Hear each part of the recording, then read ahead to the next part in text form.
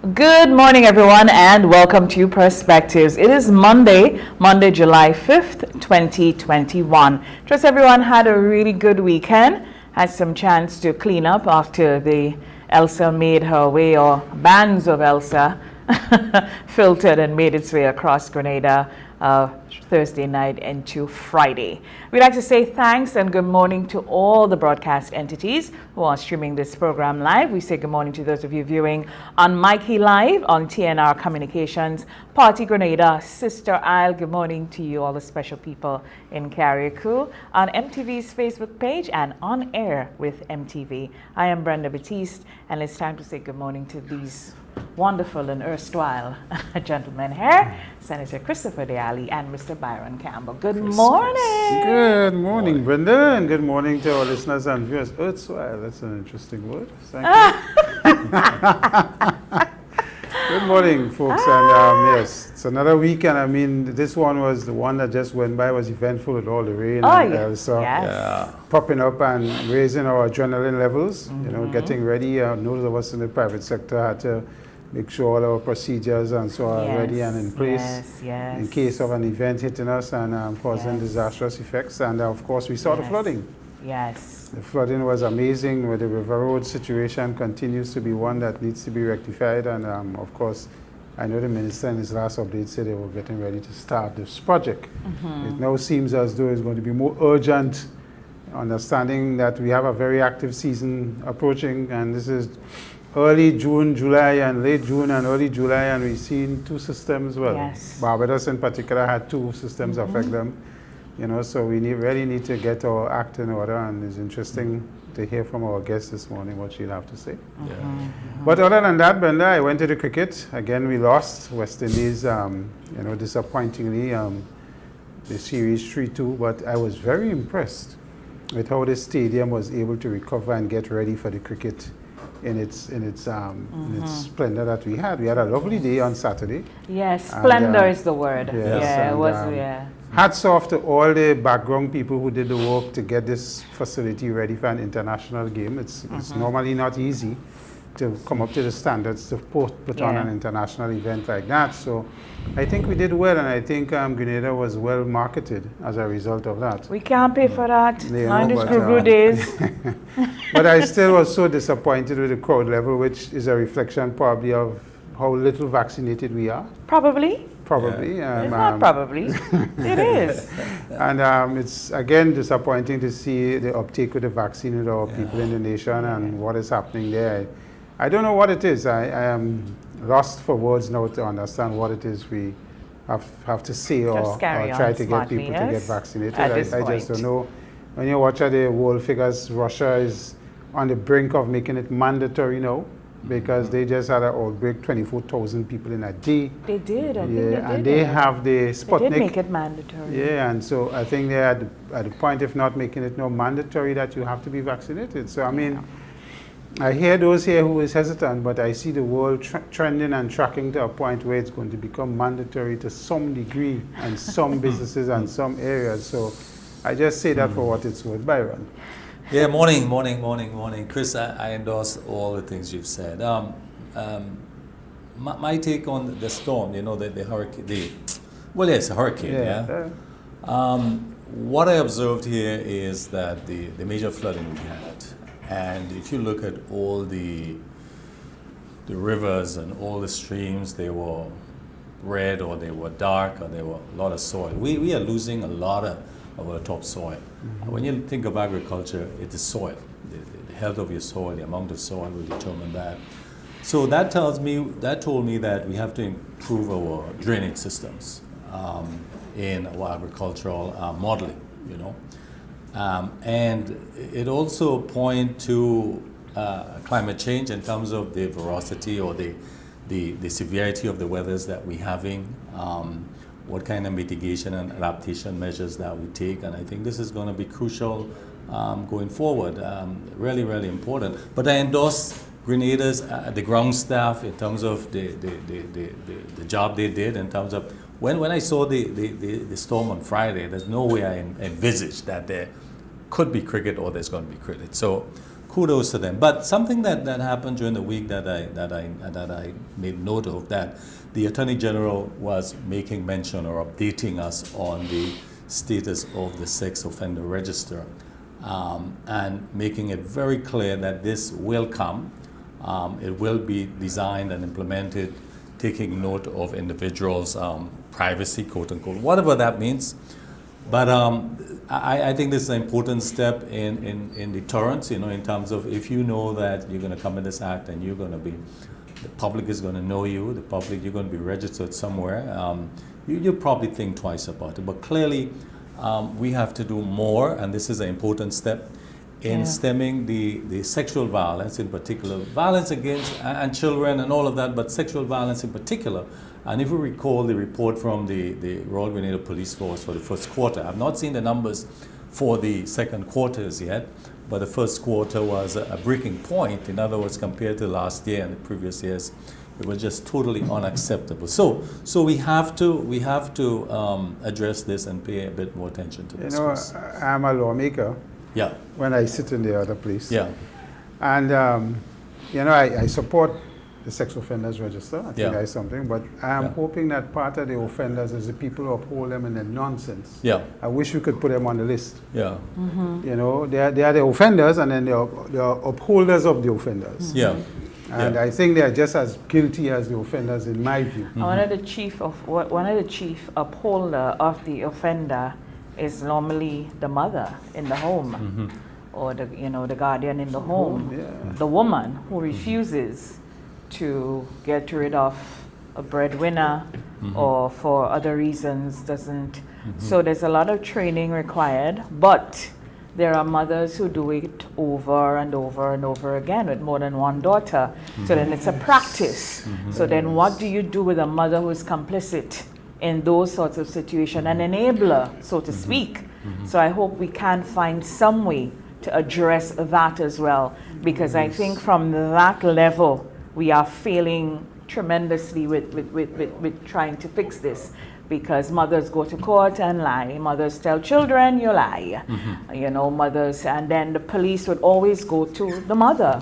A child reports something to a teacher, mommy comes to school and says, the teacher died and happened in my house, and the police takes what mommy says as, stipulated. So there is a lot of wide-ranging things that we need to address where that is concerned. I too listened to the Attorney General in the press briefing, and that was rather refreshing. She needs to come out more often. And even I think now, even with those briefings, I think we reach a point where a lot of these people we have in this position, they're so talented, and because we live in a new age, people want information, want to be engaged, that the post-cabinet briefings can extend beyond just the media asking questions, but probably interest groups and other people. It can be broader, where they open themselves up. So a couple ministers, and maybe it doesn't even have to be every Tuesday, they could probably come out once a month. If there's an emergency to address, of course you come at any time. Like the Prime Minister may pull one, somebody have to come out. But I think it could come to a point where a couple of the ministers come out and just talk to everybody, take questions, a kind of state of affairs of what's happening in the nation, so to speak, and do things like that. I was very impressed with her and how thorough she was. And about some of the things they're doing, because normally you don't hear from the AG unless they're responding to something, unless something is happening. So that was very productive. Traffic wardens was also interesting. The fact that well, the whole issue a ticket and the traffic warden situation was interesting. And then before that, there was some other attorneys who came out to address the situation. I always pay very close attention to language. And especially in this day of social media, people finding words to pass things and to make things look nowadays. You lost the case. You lost the case. This is what the court said. This is what the court said, and this is what the court said. And of course, there are measures for appeal and all of that. But that's quite interesting. To the cricket, though, it was, as you said, Senator Diali, it was splendor on Saturday. It was really great to watch. Congratulations to Grenada Cricket Association, you know, led by a very, very talented president, Mr. Oh gosh, well, how Dwayne name could leave me? Dwayne Gill, I'm going to say Glean. Yeah. Dwayne just escaped my head for a minute, led by Mr. Dwayne Gill. Of course, the local organizing committee of Mr. Troy Garvey, Mr. Hollis and his team, probably the most important, how they just took care of that field. And it was no surprise to me with the rains, because I remembered specifically when Cricket World Cup was coming to Grenada, the sort of reports we got about the drainage, right? They described that under the pitch is like sand and silt, the water just seeps, you know, heavy downpours and down goes the water. And Grenada got really high marks for that. My only concern was the outfield, but that held up well. So very, very well done. So we even got a chance to show our field. We just got a chance to showcase Grenada in so many ways. And you're right, Senator, yeah, we can't pay for that. And then last week, the Prime Minister gave a very, very great interview. I think he basically sold the island. Probably got a couple more tickets booked after that. Well, that's what I mean, so yes, so well done, Grenada. And yesterday was Kirani. Oh, yesterday he one of the races as he moves towards the Olympic, he won in fine style 44.63. The fact that Kirani, after Graves' disease, still running under 45. I mean, Kirani took off in the first 200 like if there was no end. It's just amazing. So congratulations, and we really look forward to him at the Olympic Games. He is going to medal. I don't know what sort of medal it's going to be, but he is going to medal. No, I didn't want you to bring up Olympic again, you know, because, you know, of my passions of what is happening on the local organizing committee, Olympic. Yeah. Oh, on the administrative side. On the administrative side. I see. And, you know, it's I like the tracks. No. And I mean, they announced their team who was going to represent Grenada in athletics and field events. Yeah, and swimming. Kudos to the athletes who have made it, and let's hope they do us proud and a medal. Medaling in these games is all such a big thing. Listen, you don't have to be gold. It could be gold, silver, bronze. The fact that 6 athletes from this little island is of Olympic quality. Hello? According to Fat Man George, we win already. Yeah. We're happy to see that, and I'm excited about the swimming. I hope our swimmers could really push, and the exposure will work to them work well for them as they develop their career down the road. But you know, if I go back to the administration, I'm so disappointed that I am told, allegedly, so I don't know if I have no proof, that, you know, the Secretary General and the President is going to these games as well. They're going to Tokyo? Yes, after all that have been said and all the financial, so allegedly improprieties that we're seeing in the last report coming out of the Finance Committee. I mean, it's really disheartening. You would think that people like that who, under their leadership, this thing happened, would step aside and let it go. I mean, so I don't know. It just doesn't speak well on the administrative side of what is happening there. And I know the Olympic Games have to continue. And I mean, some of the people who have been chosen, the coaches and so on, the chef of mission and so on. And you just keep asking yourself, if it was another organization, whether it be private sector or public sector, and these kind of things were happening, what would have been our response? Understanding integrity in life, in public life, and, you know, governance issue and accountability, all these words that we trips around all the time, politically and otherwise. I mean, what would have been our response, what would be the public's response to this? Wouldn't you have to step aside and let the thing, you know, and let this go on continue? I say that because it's disappointing. I don't want to use another strong word. Well, I mean, last week I had a good chuckle when we were having the discussion, and you intimated that maybe why they're there is probably want to go to another Olympics. And I laughed because I treated it lightly.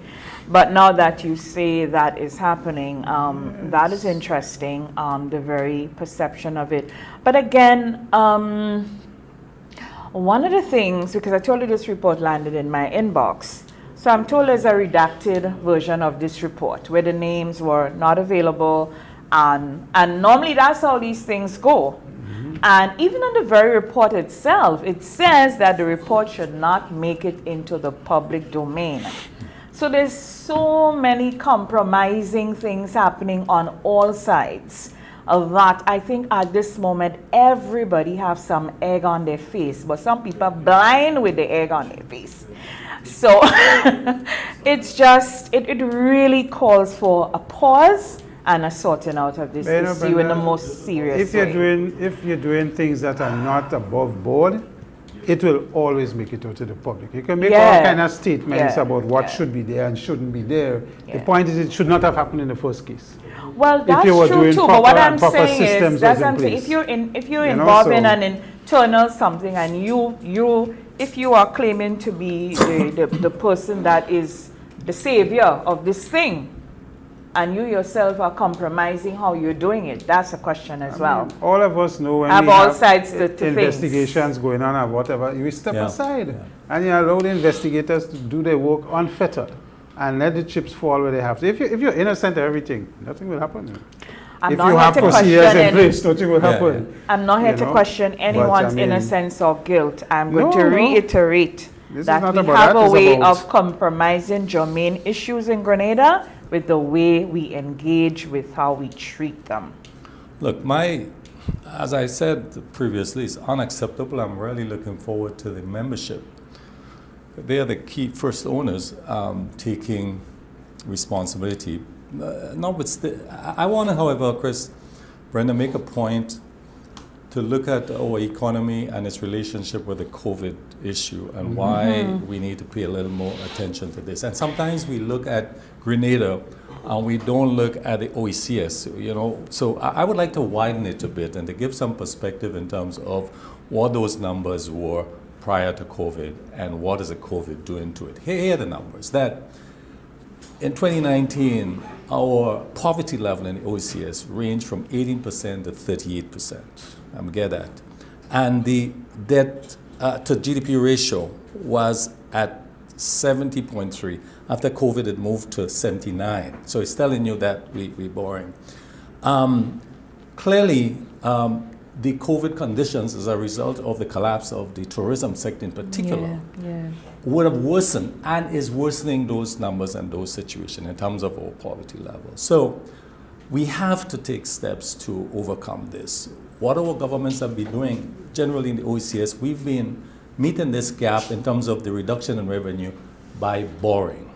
Clearly, in all the islands we've done that, whether it's from the CDB, the World Bank, or the IMF, Some of these monies have been soft, but that's where we've been going. And that's not sustainable, clearly.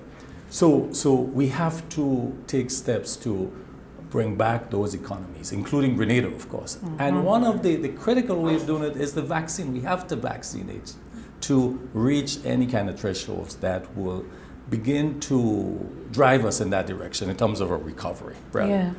And I'm concerned that this is not going to happen. I mean, we heard about the government announced recently about a stimulus package, but that's not going to by itself. That's going to help. It's important, it's critical, it's going from the preliminary information going to the critical sectors. That is excellent and that must happen as a critical step, but that by itself is not going to do the trick. We have to Grenada has to show the confidence, and one of those confidence mark is what they look at is your vaccination levels. This is standard and it has to be approached. I support what you have said, and the economy's recovery in the various sectors, let's take tourism. It's going to be delayed once our vaccination generally in our country is delayed. And that is fact. That is not myth. And we understand that if British Airways and Virgin and all of them are to fly to come back, first of all, they have a challenge of getting the required loads to come in. And that has to do in some way related to vaccination and the fact that people want to come, but spending power is down because people are out of work and a lot of other complex issues.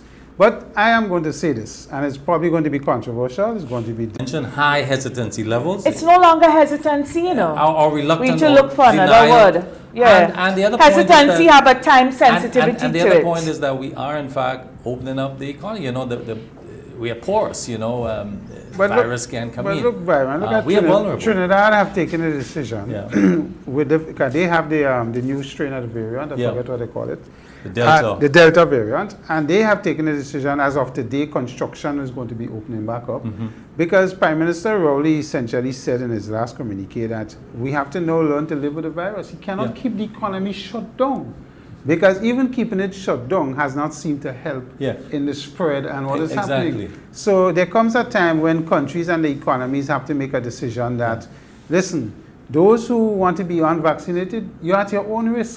The only problem with that, in my view, is that in Grenada's case, if we were to get a Delta variant here, and we had a run on the the structure, medical structure in our country, the public health in our country, the issue is, as we fight to deal with people who become infected with COVID, all other services medically gets put on hold. That's correct. So if you have an asthmatic condition, if you have a respiratory condition, you have a cardiovascular condition, strokes, and all of that gets put on hold. It's an important point, Chris. So you have to see yourself, if you're not vaccinated, as part of the problem. Of course. That you're affecting others. It's a selfish kind of position you're taking, given the possibilities of health. And it's not a question of getting on a plane and go somewhere else.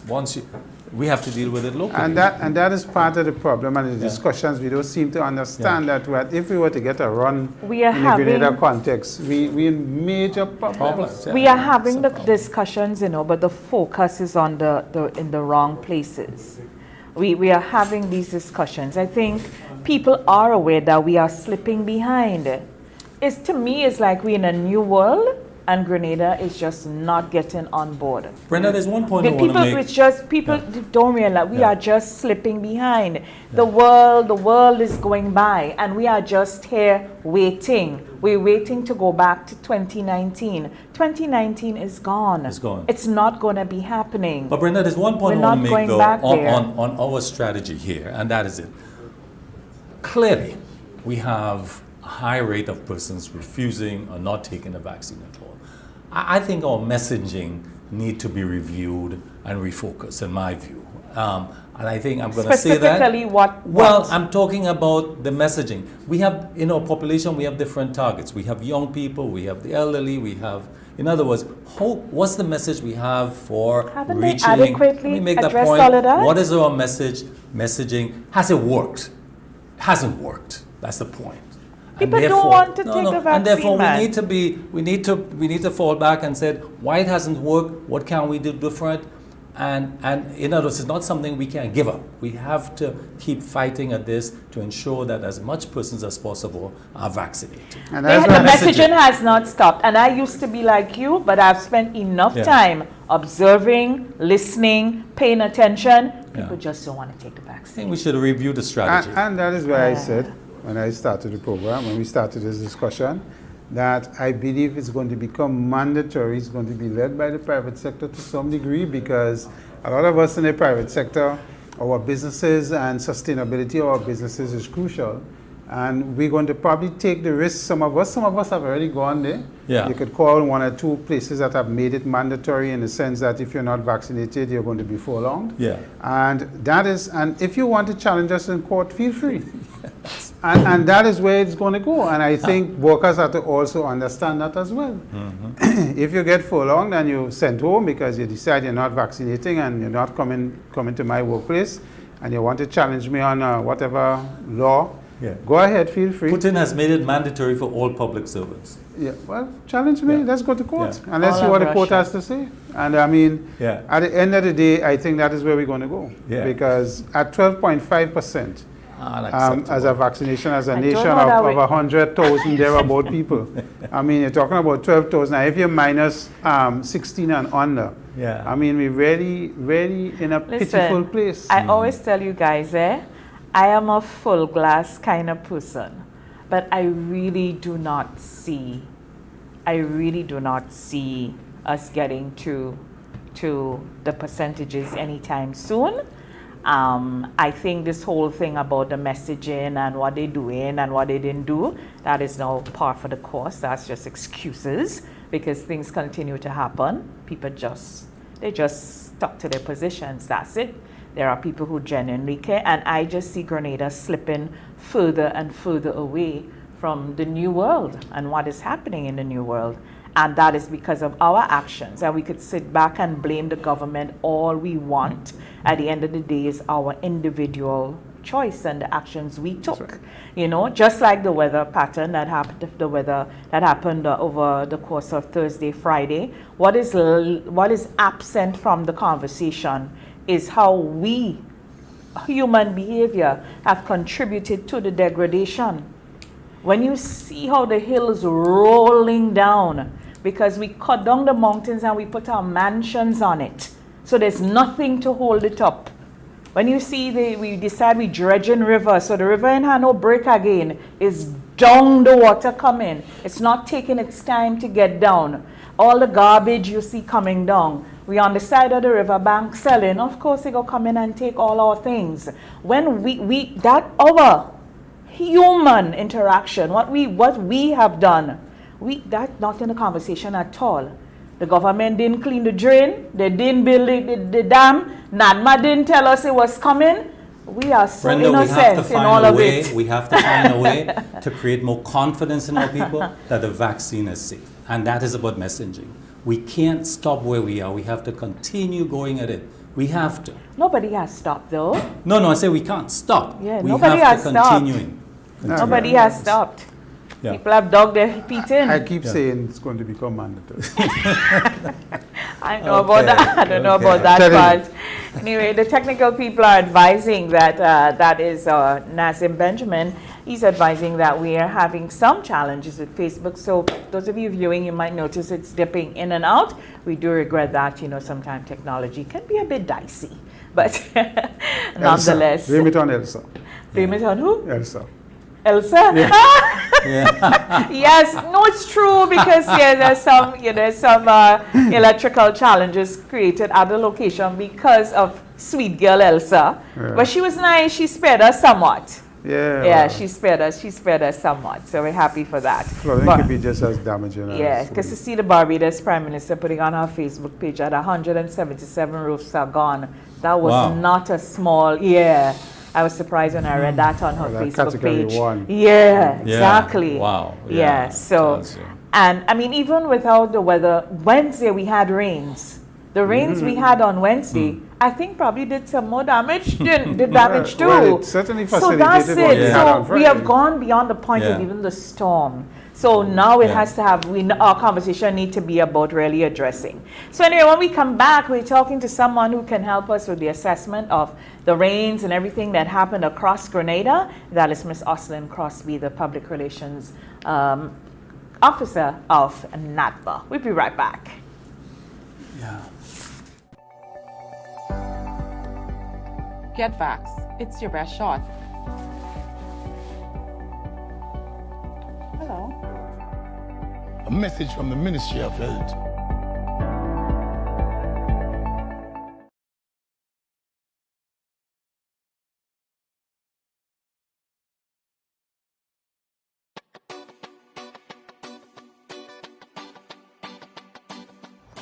I accepted the COVID-19 vaccine.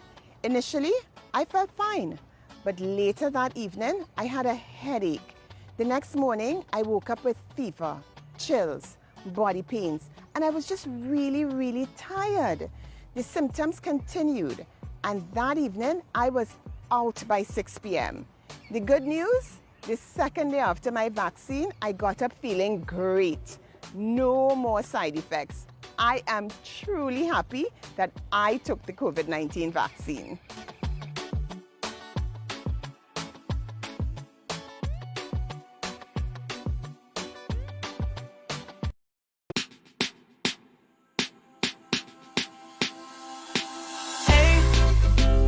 Are you gonna wear your mask today? You see everywhere you go. There are rules you got to follow, so don't you say COVID-19 will delay. Take the opportunity to save your community. Don't be that guy, put a mask on your face if you're heading outside. It's your life, my life, more lives will be taken if we don't try. If you feel any symptoms, call the hotline. stay inside until you feel fine. 6 feet away every day. Keep COVID-19 far from away. Keep Grenada safe. Be COVID-19 smart.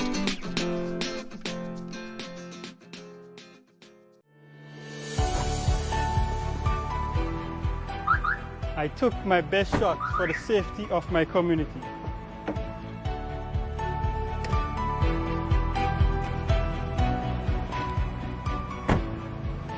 Get vaxxed, it's your best shot.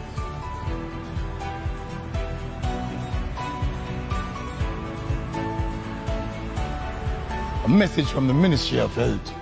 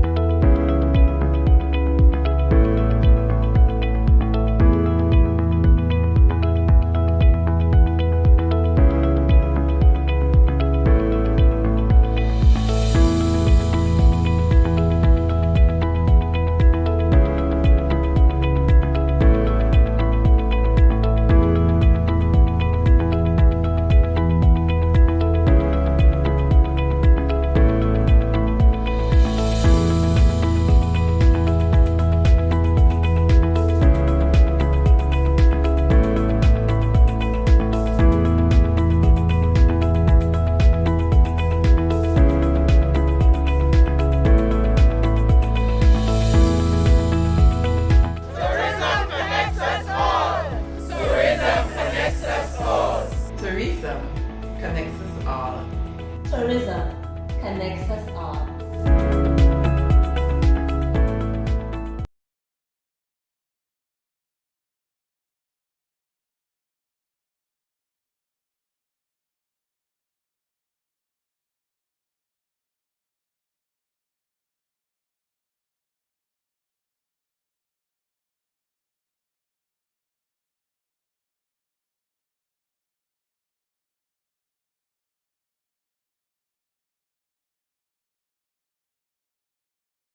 Welcome back to Perspectives, everyone, on this beautiful Monday morning. Yeah, I could feel outside coming in on the inside. And it feels good. It's a pleasure this morning to welcome to the Perspectives table our special guest panelist. She is the Public Relations Officer of NaDMA, Miss Oslyn Crosby. Good morning, Oslyn. Good morning, Brenda, and to your two co-hosts, Mr. Diali and Mr. Campbell. Thank you so much for having me. Good morning, good morning. Thanks for waking up so early to come see us. Normal start. Yeah, and you look as if Elsa didn't even touch your Aussie.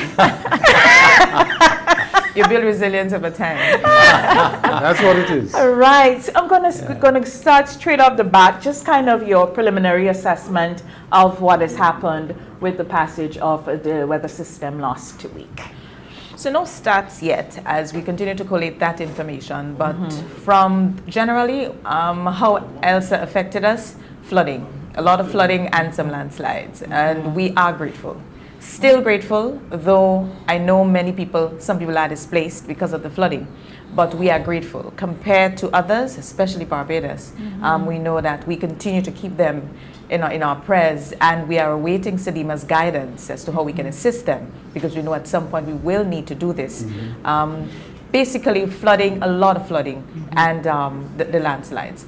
And they were the impact that were predicted by the Met Office. It's what we were looking for. Right. Nothing else, because what we recognize is Elsa was never forecast to give us a direct hit. No, always to true. pass to the north of the country. So it was her outer bands were predicted to affect us. And the challenge in all of this, you were speaking to it earlier, is that of the message and how it is interpreted by our citizenry. Right. Panic comes through interpretation, but most of the times not just hearing that it has moved from a storm to a hurricane, and that we might just be getting an Ivan experience. We understand that. I think it goes back to the psychological impact. Yeah. But what we got on Friday, it was expected. It is exactly what was expected.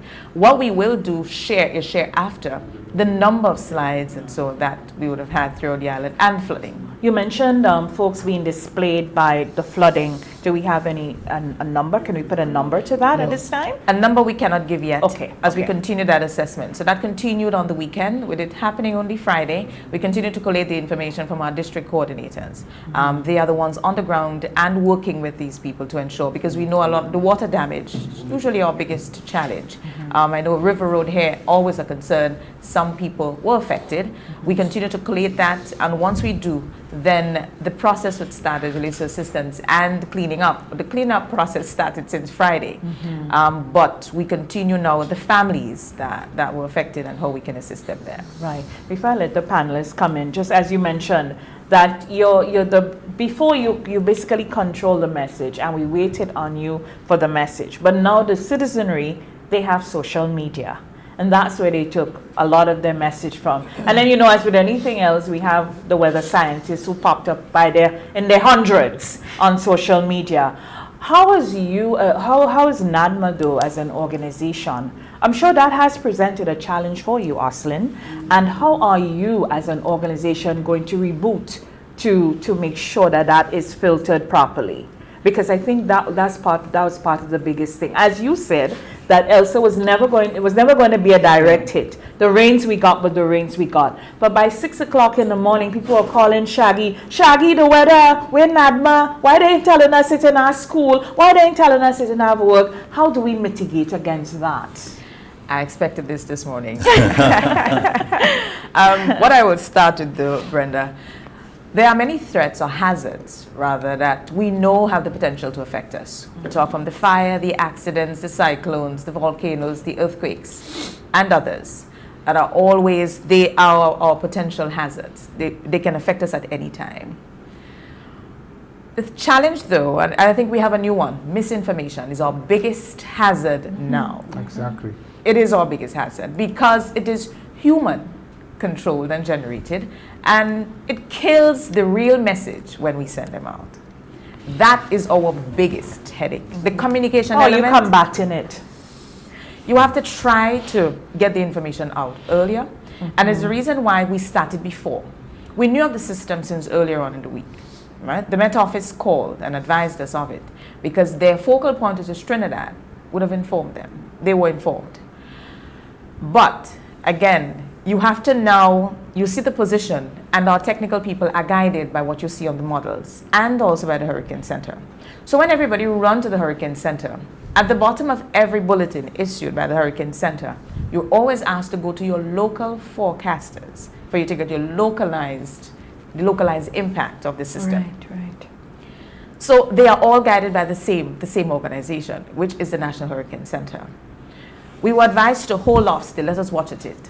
On Thursday, we issued our first statement. That is when we were told that it is time now, because then you need to convene, you need to ensure that your national mechanism is ready for this. Even though we know the general body would need to be advised, and that's your National Emergency Advisory Council, which is NEAC. You convened the first meeting, that was Thursday afternoon. That was done. You listen, you have to take everything into consideration, because if the impact is a lot more severe than we anticipate, the national mechanism must be able to respond, and you have to ensure that all essential players are ready. This was convened, information shared.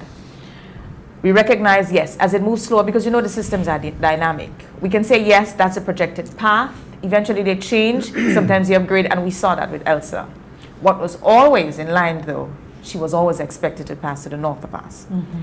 People see tropical storm, you look at the projected path, you don't understand what those colors that you see on that mapping system mean, and then all you do is just throw up a lot of information on social media, and you have people panicking. Why does that NaDMA is not saying anything? We will speak, we share, and not only that, and I'm going to go back further, the meteorological service, the people who share the forecast every single morning is where it all starts. They are our experts on the weather. And that is the reason why we always ask people, you start your day by listening to the weather forecast. No, I have a lot of choices. Who would make me? That's I prefer to call Shaggy and Cuss. That's the thing. It's the choices we make that have us, one, ill-advised, and 2, prompt the wrong response. Right. And it is our challenge. But how do we take this? Remember, the power of choice. It is one of the things that the Master gave us. It's the same thing you were speaking to earlier with the vaccine. It's choice. Yeah. It has nothing to do with the information, because the information will be populated. It's shared. We will share it. I mean, when you have a system pending, we would get up, I would be up 2 o'clock in the morning trying to send out a bulletin, 11 o'clock, you're looking at 5 o'clock in the morning, 8, and that's a cycle. It does not matter what you say, especially the activities before the event. And it's not only in Grenada we have that challenge. I remember when I went on that exchange program in the US, I asked it in every state we went to. The challenge is the same. People listen to disaster information only when the hazard is pending. It is coming. It would not prompt action before. And that's the challenge. And there is no way to combat it. It is a personal decision. And that is the reason why I always make the statement that a person's safety is your personal responsibility. And unless we see it that way, then nothing will happen. And we would always get licks, but that's all right. I think we would understand, you understand the field in which you work, and you know that you would not be able to respond to all the criticism, but you do what you have to do, which is ensure that the information is out there. And that I will do. Yeah, I want to start off by commending you guys. You know why? Because predicting a system is an unpredictable thing. Yes. So predicting an unpredictable is not easy. And whenever they give you these tracks, they always give you a cone, which means you could go up or down on the cone and not necessarily take the definitive level. And all of this thing is about, yes, it's about science, but it's science that is not perfect. And with systems, they could do all sort of stuff. The most you could do, and I agree with Ms. Crosby, is that you have to give people information to prepare yourself personally and otherwise. And I like to take it to businesses. Our businesses prepare. We prepare long ahead. Once June hit, all of us activate our committees, activate our systems, make sure we have things in place, shutters properly checked, whatever the case is, and we have supplies necessary. And a lot of us extend it to our family members in our staff. So staff members are given a kit, told what to do, So we prepare, but you cannot prepare for the actual event because you don't know how severe the event may or may not be. And that is one of the things. So I hear all these criticisms about the information, but at the end of the day, as Ms. Crosby said, you as an individual have a responsibility to make sure certain things are in place for yourself and your family.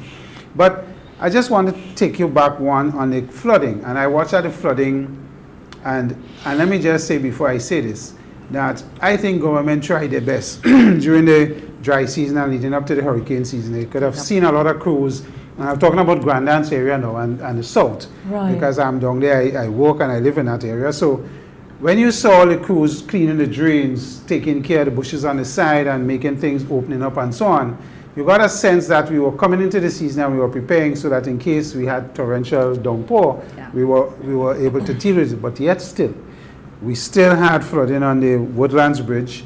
We had flooding in Montrouge. We had flooding in key areas and Morris Bishop Highway where I work down that area.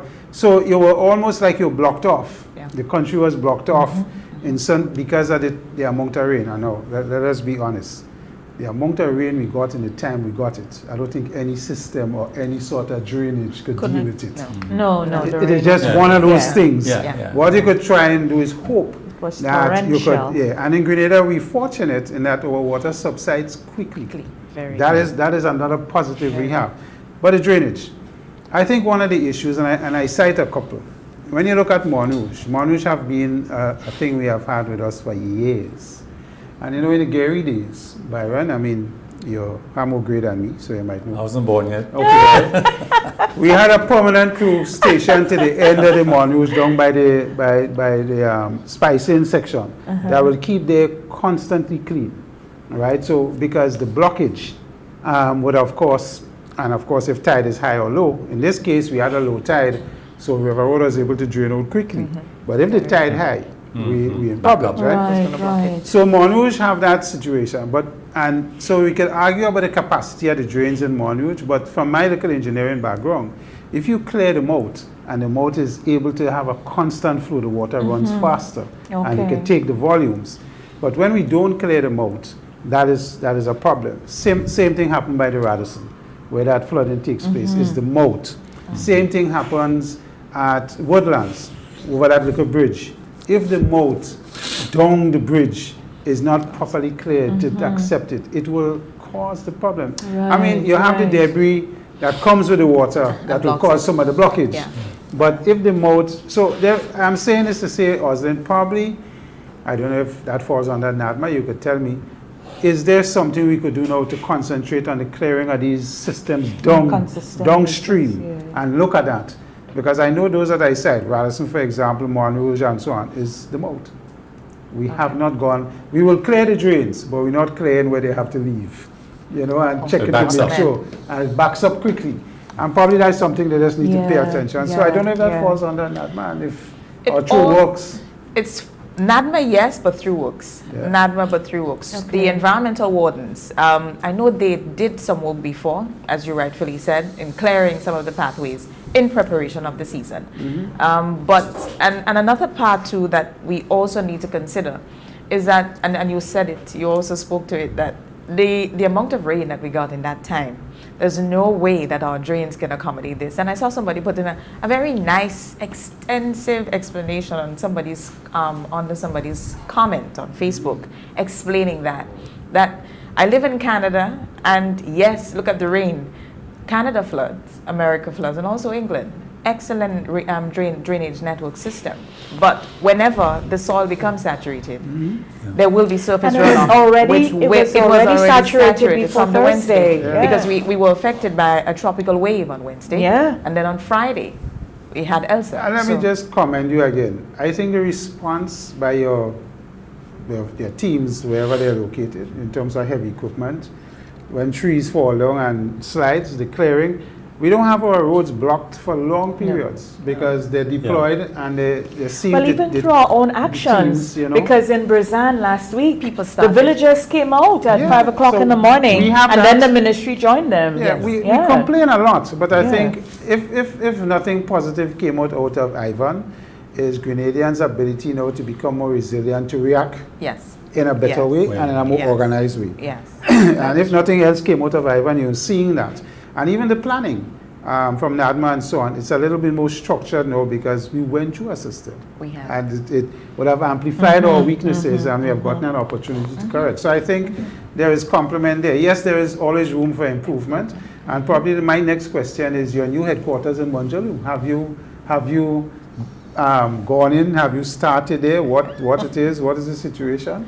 No, we have not occupied the building as yet. The building is finished. We now need to furnish, and then we move in. When we get in there, though, what it would do is help us to better respond, better plan, because now we have a more comfortable space. You have the warehouse that's attached, so everything one place. It was designed for this. You can stay inside it. If you don't come outside, you may not know what's happening. It is that locked in. You only have windows to the front of that building. That building was designed exactly as your EOCs, national EOCs in the US, in the different states. So it's a model building that we have here in Grenada and on the Sister Isle. So a category 5. And the Sister Isle. Yes, also on the Sister Isle. And so we will be moving in before the end of the year. We're hoping to do so before the end of the hurricane season. But now we still work from Richmond Hill, from Fort District. So you can't move your Richmond Hill chair into the new building? Not yet. Just thought I'd throw that in there. Ms. Crosby, we, Grenada, the region, we are part of a global weather systems, weather network. And we learned over the weekend, past couple of days, that there were climate change issues, particularly in the northern hemisphere in Canada, the eastern, western United States, breaking numbers, I think 121 degrees Celsius, Fahrenheit. A small town basically evaporated. I mean, it burned to the ground. Another issues in other territories. So we have it in our region. What we expect, based on the forecasting, is severe droughts or severe weather patterns in terms of heavy rains or winds. In other words, it's going to be more than what we're experiencing right now. what is NaDMA mitigation measures? How are you planning for these type of events? Because clearly it is happening. It's going to be more of it in the future. And the other point I want to make is that you said earlier that you anticipated exactly what happened in terms of the level of flooding and rainfall. In my environment where I was operating, working, there were staff there who were called by their schools at 12 o'clock and said, look, we're closing, come get your child. And at the same time, there were floods, they couldn't go. So the school was saying, come get your children, we're closing, we don't know what's happening. And the staff, people could not move because of the flooding. So in hindsight, do you think that that it was a good idea for schools, given the level of raining and flooding that we expected, that you anticipated? In hindsight, of course, those 2 points, yeah. Okay, let me start with the Sure. first one. Extreme weather patterns, climate change, we attribute most of them to it. Yeah. We continue studies on that. What I can say on a national level, there are plans to respond to all of them, because the droughts and so all form part of the hazards that we are prepared for, some of the hazards that are expected to affect us.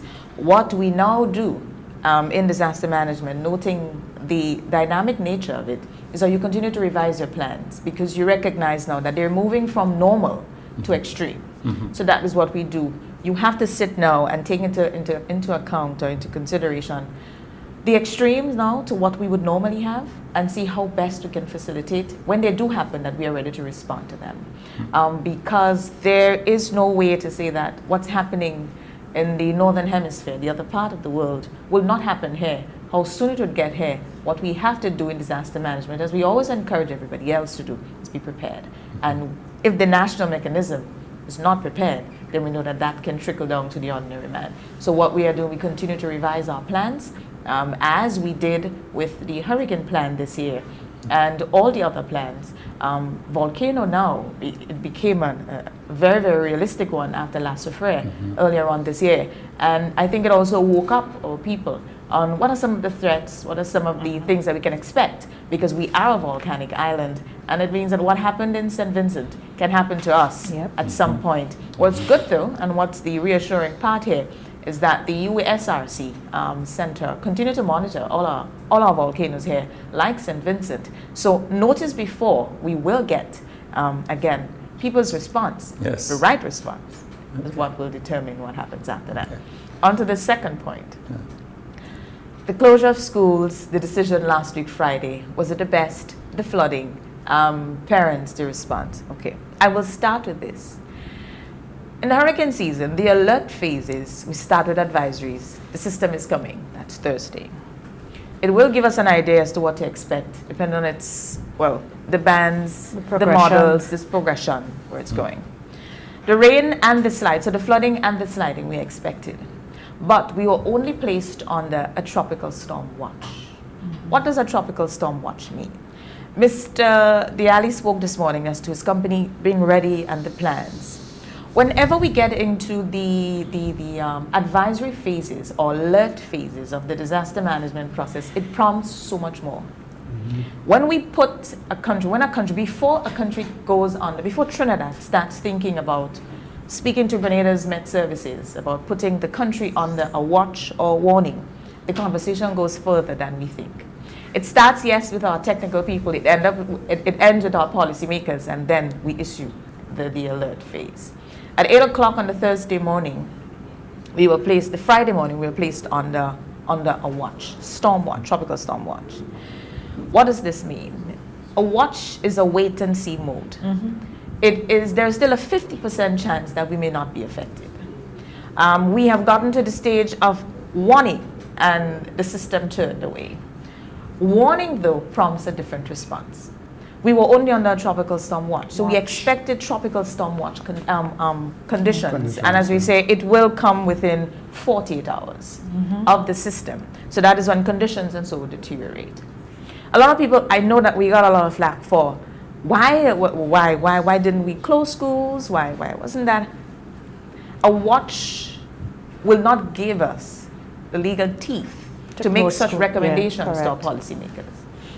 Because the watch, it can happen, and a possibility also exists that it will not happen. On the style, for example, we keep speaking about the dynamic nature of weather and prediction. Carriacou and St. Patrick, well, the northern side of the island, was the part of the island that we expected to get most of the rain. Nothing happened in Carriacou. They got rain, yes. I was looking at the measurement of rain on the Sister Isle and in St. Patrick compared to Grand Etang and St. George's. Cloget, for example, much smaller. Carriacou had no flooding. But in hindsight, though. In hindsight, what I will say though, for example, the school, right, I know Mr. Peters spoke to it yesterday on another program, that what we should have done as it relates to schools, that school in the, that one right there, what's his name again? Wesley College. Wesley Hall. Yeah. Wesley College and Wesley, the right primary. in the river there, knowing the rain that we expected, maybe that was a school we should have suspended their day for. Yeah. So lessons learned. That school. Yeah. And maybe Right? going forward for schools in flood-prone areas, that's something that can be looked at. It is one of the things that we can consider moving forward. But as it relates to the rest of the schools and also the workforce, and it is something that I heard another manager speak to. The morning, right? The rain, we should have started expecting conditions from around 8 o'clock the morning. The rain started just around that time, after 7, 8 thereabout. Yeah. It meant that most of our workers will be in work, right? The flooding happened about 10, 11 o'clock. Yeah. Everybody in work Inside the still, office? right? Yeah. In the office. Yeah. By 12 o'clock, all the waters receded. If you decided to let your staff home, let them go by about 12, 1 o'clock, it meant that it was safe for you to leave. School ends at 2. We still have an economy to run. We're coming off a pandemic. You see, and that's the part I know a lot of people don't, we do it. It is always a very thin line. People, because it's safety, and it is also production, the economic part of it. Yeah, and our panicking around that time as well. And our policymakers are always the ones between the hair, wondering why it is that you won't send, why won't you shut down the country? And that's the reason why. I remember when I went on a program on Friday, I said, we cannot tell you that we can send you home at 12. What I can encourage you to do, if you're at home and you don't need to be outside, please stay indoors. If you're on the workplace, stay put. Your employers will make an internal management decision on the safest time to get you out. And that is the same thing that happened. So by 12, and that is what we have to work with, because we knew the system was moving fast. It was moving at 29 miles per hour. If it's a slow-moving system, we know what the possibilities may. It can increase, it would dump a lot more water, but at the pace at which it was moving, and its position, its projected path, it is keeping that in mind, that we hold firm that the right decision was made. I know people were calling on the morning, wondering why it is that, is there any school today? And that's the reason why nothing was said. There was no reason for us to activate shelters or shut down the country to say stay at home, because we know that that happened for the morning. The afternoon was nice.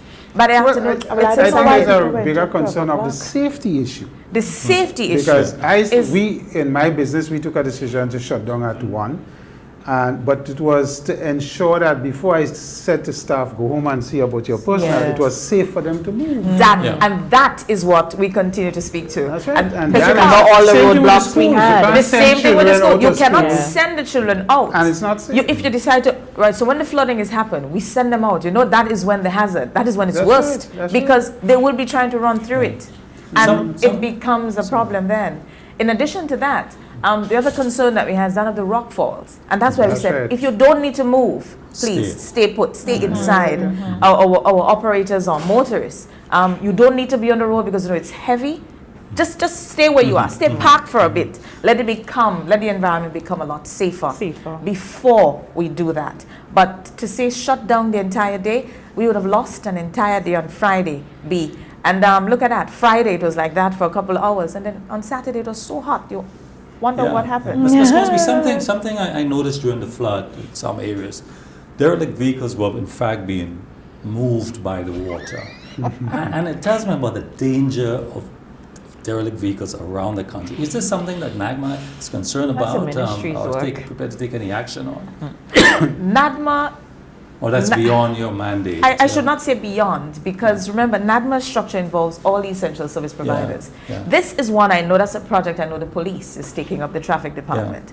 And yes, the police form part of NaDMA. So again, it is a hazard because it can create accidents. In that case, it could have knocked, people out of the way, damaged the buildings and so something. Yes, it can. So that is something that I know that conversations of the past and former past NEAC meetings, it was addressed. And it is something that the police is working to address. Derelict vehicles and the hazard that it creates. Remember, we spoke to accidents earlier. It's one of our hazards that can affect us. So yes, it is an ongoing discussion that I'm sure the police will be tackling soon. Shelters in the country, what is the readiness of your shelters? We are ready. They were inspected. We published a list of approved shelters for 2021. So we need them, our emergency shelters. They will be activated. We focused a lot on it earlier too, before the season started. Caraco held a number of shelter managers preparation workshops, also in Grenada with our district committees. So if we had to activate on Friday, we were ready to go in. And the vaccination or the lack of vaccination, how does it affect your administration of the shelters? I've heard you said on a previous program that nobody will be denied entry whether they're vaccinated or not vaccinated. But does that put an additional administrative burden of having people unvaccinated in the shelters and the possibility it can raise? COVID by itself creates its own challenges because we are operating now in a multi-hazardous environment. The shelters, it is our biggest concern because we're now looking at housing people. That is the reason why we have had to remodel the layout of our shelters to be able to accommodate everyone. Disasters does not pick race, color, creed, or class. It means, therefore, that we cannot, we encourage, we continue to be advocates of vaccination. It is our best shot. We can encourage people to go out there and get vaccinated. But if you're not vaccinated, we will not deny you entry at the shelters. What we will do, though, that isolation area that we have at the shelters, and will ensure that the protocols are fully enforced. So you will have to wear your mask. There will be a sanitation station. There will be an isolation area if you're exhibiting symptoms and so that you will be placed there. You'll be tested, but you must wear your mask. And that's the reason why we continue to encourage people to start the conversation at home. You have children, you have the elderly. You know that it will not be your home setting, but you start the conversation now. They'll be able to better adjust if you have to end up in a shelter. But we cannot say to you, don't do it. It will create its own challenges. Best ideal situation, everybody's vaccinated and get into the shelters, then we feel safer. But being cognizant of what we're dealing with. Just and will you do testing at the shelters? Children, yes. Those of us who have decided not to be vaccinated and have children have to think about our children. Because we don't have a vaccine for our children yet. We but don't. Our children could still get sick. And they are exposed. This is something that we need to consider if this is a season that is going to be super active, as we know, and started active very early. And we haven't reached the peak of the season yet. So, this is something I think all of us who are adults and taking the decision not to be vaccinated and have children, consider what can happen. And this is something, another aspect that should really drive us to the point, as Ms. Crosby is saying, if you're vaccinated, it makes their life easier to manage you at the center. It does. So something we need to take into consideration. I would like to end the program how we started, on the communication aspects of things. I think our biggest weakness, and it is a threat as well, is the amount of information being disseminated by the various mediums across the island. One thing with Grenadians, they may not listen to radio or television ordinarily, but once a system is coming, everybody tune in to their radio, their television station, and so on and so forth. And what we have on some of those stations, I mean, I had somebody, a staff member, telling me about a hurricane long before it was a hurricane, and they said the name of the person on air who called it a hurricane. So we have these challenges. NaDMA cannot go, and Oslyn, you're only one person. I see you making the rounds, and that's a lot for you in terms of efficiency and the draining on even you in being able to put out your best to run around to all these radio stations, and everybody want access to you. So it's a suggestion and a question, because it's probably already in place. I think we're at the point where once we have activated emergency, all media should go into NaDMA. NaDMA now becomes that central place, right, where the information is disseminated from. So NaDMA is on air on 95.1, on 93.9. That NaDMA is on air. We are no longer hearing the individuals on these various stations. We are hearing NaDMA.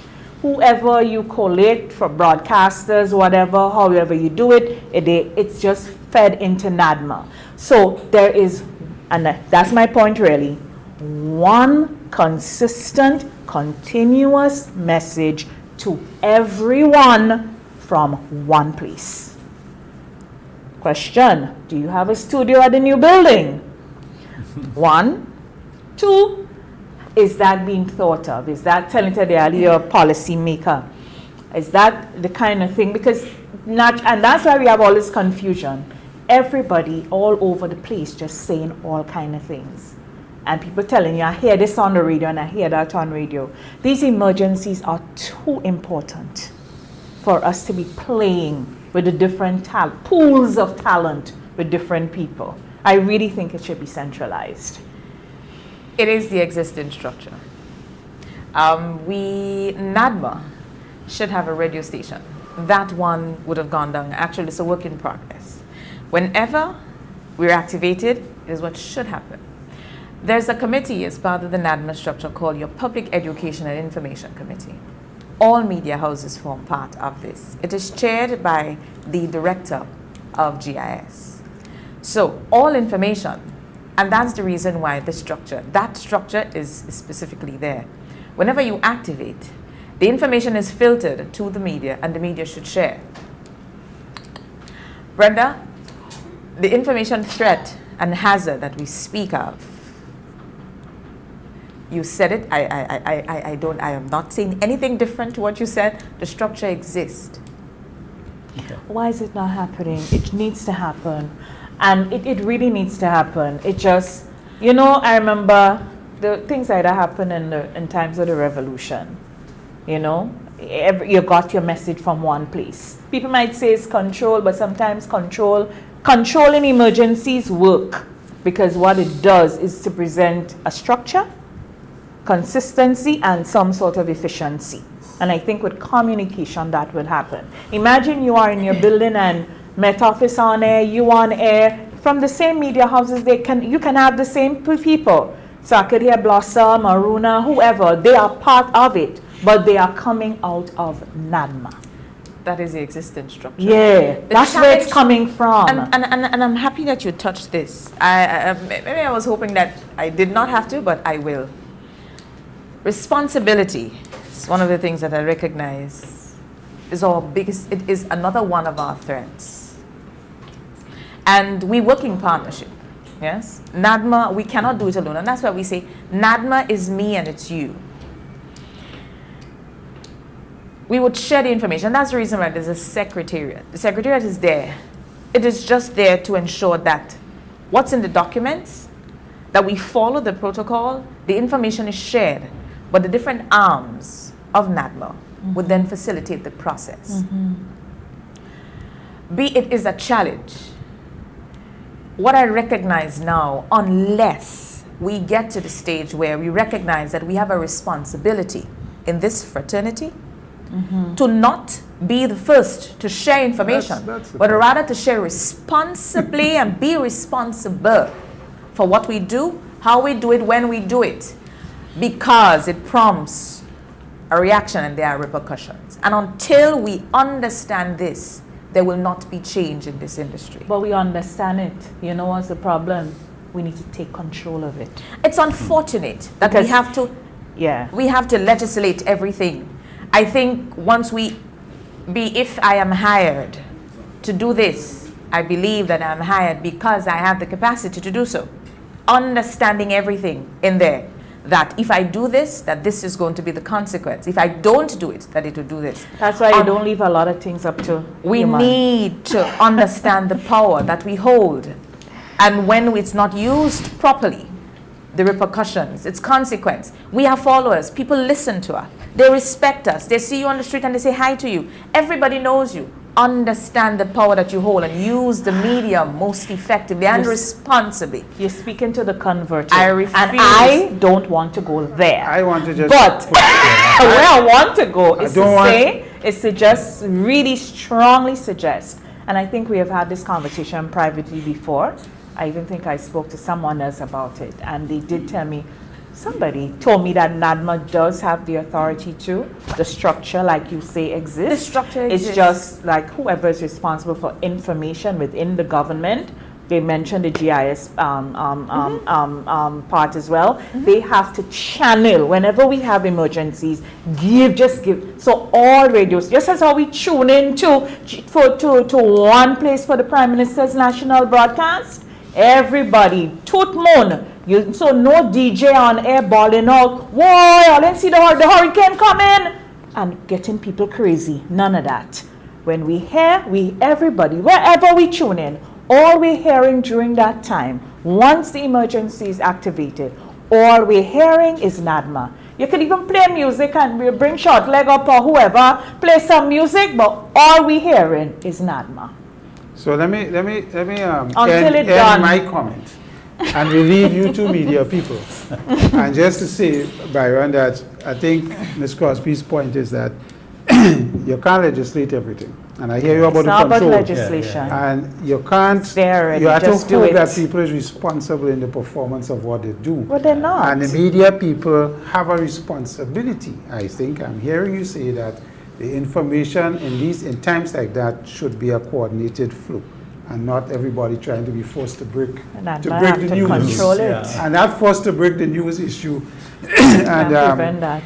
It's difficult, I suspect, to control everything as you would like, but you would hope that people's responsibility and the power that they seem they have in what they release takes needs to come from one place when we have an emergency. Being the first to break it. Yes. And I think that is the essential point that you're making. Yes, disaster management is not about speed. It's about efficiency. And so, it's about what's... So how do you... Also, in fact, yes, content needs to be and mitigating that, the content needs to come from a clear, consistent place. No, but the structure there? The structure is... So just put it in place. It's in place. It's in place. Yes, that's what she's just saying. not been used as yes, as it should.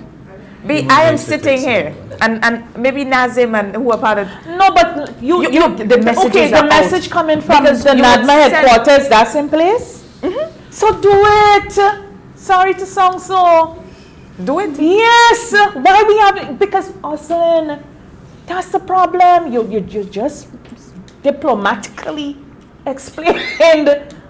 Do it. Once we have an emergency, do it. Stop worrying about sending messages and who won't read it and who breaking it. Cut them off. Just let them come to you and let them air it. It's part of the national structure. It's an emergency. It can't happen. Anyway, I think we have something to work on and improve. Yes. I think so. Yes, we do. Crazy. And I know you're passionate about it. Yes, because it's a problem. It's a problem. It's a real problem. So having been on the other side of it, it's a problem. It is a problem. I mean, GBN is probably the best at doing that part of it, hands down, right? They're the best at doing that part of it. And there's some other stations, but in a general sense, we have a whole set of radio stations and a whole set of wildness going on. That's it. I mean, so it has to be. That's a big conversation. Yes, exactly. And I know how you could control the wildness. That one is a very big there's no and the structure there. But she just tell us it's not being used. You could put out an information. You can't tell somebody what to put out after you send it out. Right. And that is the wildness. Because it takes more. You would now need to build the infrastructure to intercept the system. Okay. There is something that we have called that of CAP, where you can. Actually, there are existing infrastructure, but you would now need to put it in place where it's an emergency. You see, like when you have an Amber Alert in the US, that it just pops up at the bottom of the stations. It is similar to that. You can. Yeah, and people are going more to social media now. And then they would say that no, I'm confused. No, you try to control everybody's platform. And then, it's not But an easy. y'all are worrying about mundane things. It's a big conversation. It's a big conversation. Anyway, not as simple. we shall continue to have many other big conversations the next time we see you. Thank you so much, Oslyn. You're most and welcome. best wishes. It's got quite a season for you. According to them people, your season open. Stay dry, stay safe, keep doing the best you can, and best wishes to all the other members of your team as well. All your parish coordinators, everybody. Yeah, everybody. That's when you really see NaDMA dig their heels in and work. Thank you so much, Mr. Campbell and Senator Deali. Have a great week. Until next time, everyone, this is Perspectives. I'm Brenda Batiste. Bye-bye. Bye.